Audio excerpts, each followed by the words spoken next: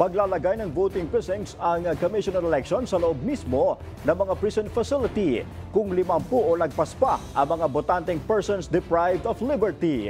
Ibig sabihin, dadalhin na ang mga voting machines at balota sa mga bilangguan.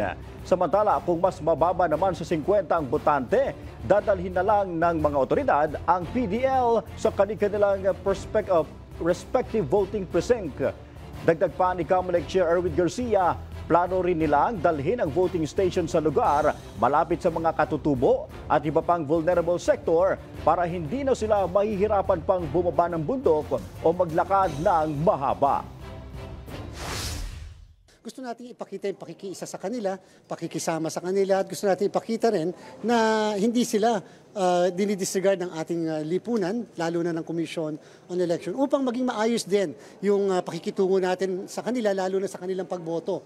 At para lang ma-highlight din natin na sa darating na halalan, makakaboto ang mga kababayan natin nakakulong pansamantala habang nililitis pa ang kanilang mga kaso.